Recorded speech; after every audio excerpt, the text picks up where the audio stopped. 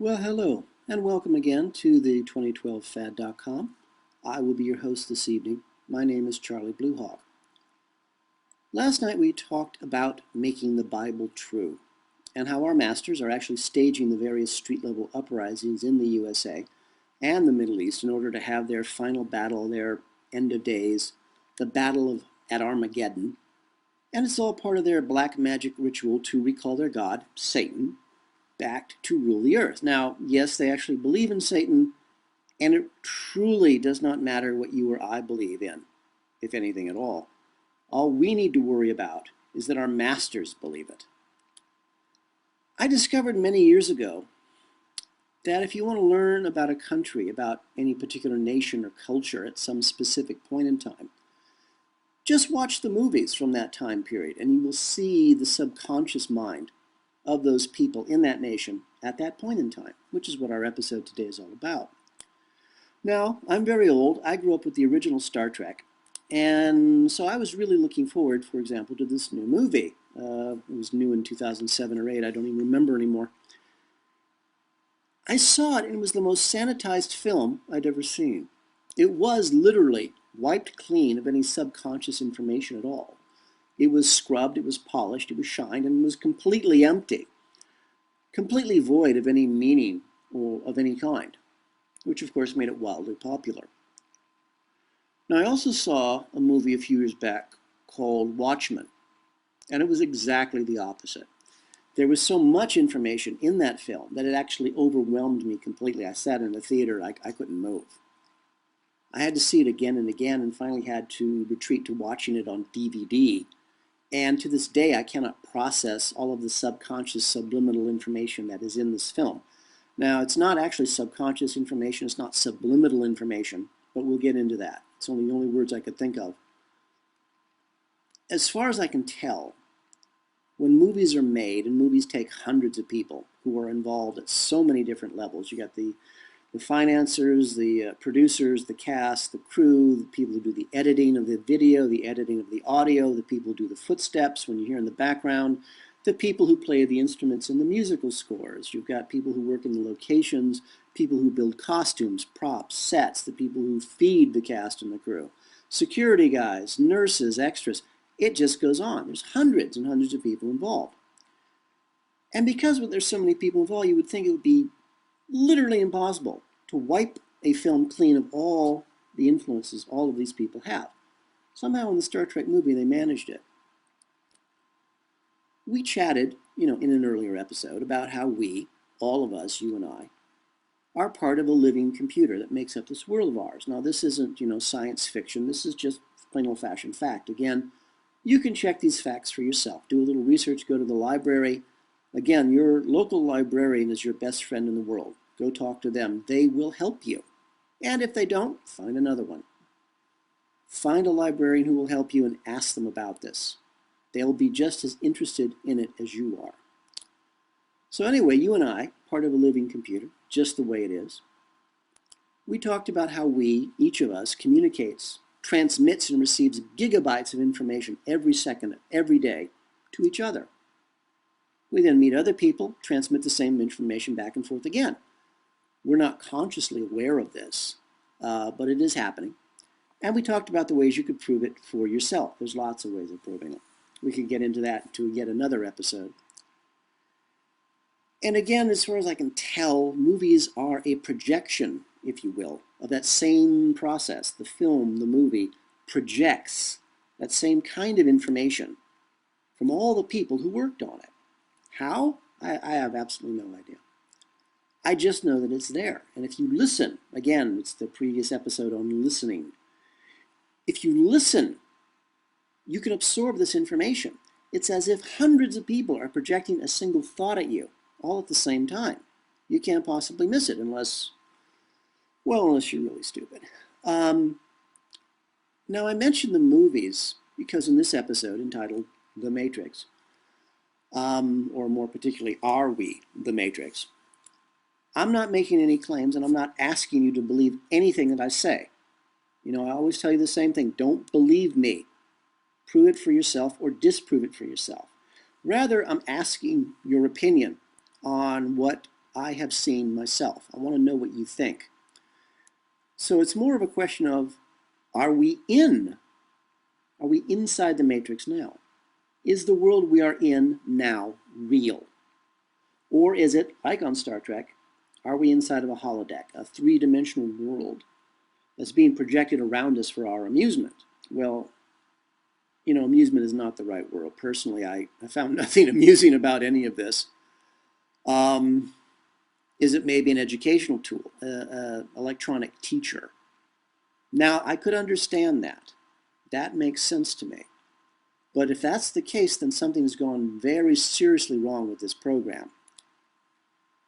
I believe that at one time I was actually booted out of the program, whatever it is, booted out of the holodeck, and I saw for a moment the real world, but just for an instant.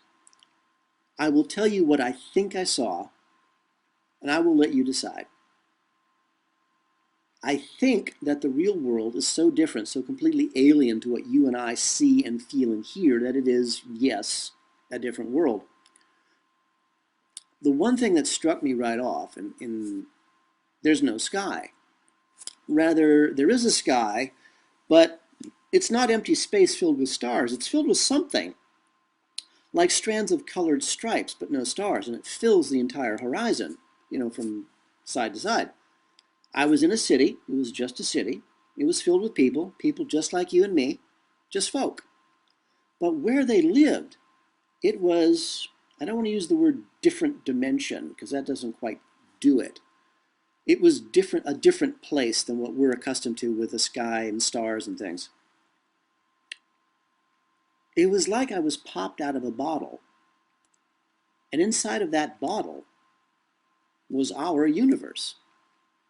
And our universe is actually a power generator we know, for example, that our universe produces massive, uncountable amounts of pure energy. But where does it go? No one knows. I think that our holographic world is also a database. I think it stores all the knowledge, or some large amount of knowledge, from the real world. The ancients in this, our world, believed in the Akashic records. Now, the Akashic records was the sum total of all knowledge that is physically stored within the universe itself. And all you need to access this knowledge, this absolute information, is the proper code. Magicians would say, it was an incantation. A computer programmer would say it's a user ID and a password. So imagine if you knew the right words to say in a magic ritual, which to a computer programmer is a user ID and a password. With the right words, with the right motions, with the right gestures, the universe would recognize you, recognize your user ID and your password, and would give you access to the sum total of the knowledge of the entire universe. Isn't that interesting? I also think that our holographic universe is powered by, yes, you and me. I think that each of us is linked directly into a real computer, a physical device, and that you and I become, when we enter the educational program, we become a part of the computer. We become part of the processor, which means that we're part of the machine, which means that we can't get out until our part of the program ends, or we are booted out, which I would imagine is kind of painful, but I have no idea. Sort of gets us back to the real fact that here, in our holographic world, as it were, you and I, when we meet, and this is scientific fact, this isn't, fantasy, when you and I meet, we immediately begin to exchange gigabytes of data every second, back and forth. And this is the part in our conversation where you say, well, so what? Big deal. What does this have to do with you, with me, with anybody? I still need a job. I still need a place to live. I still need to eat. I still need to go see my girlfriend. I got stuff to do. The answer is I don't know. But what I do know is that there is something very wrong with this program. Something happened. For example, the CIA has documented studies of people that they have found. Well, they've stolen. They are the CIA. They've documented studies of people, real live people, just like you and me, no different than you and me, who have no need to eat. They have no need to drink water. And they have no need to sleep. The CIA studied these people for weeks. They never ate anything. They never drank anything. They never slept. And they were perfectly fine. Of course, the CIA wanted to know how this was done so they could kill people more effectively. They frankly couldn't figure it out. I think our universe is all three things. I think it's a power generator. I think it's a database. And I do believe it's a teaching tool.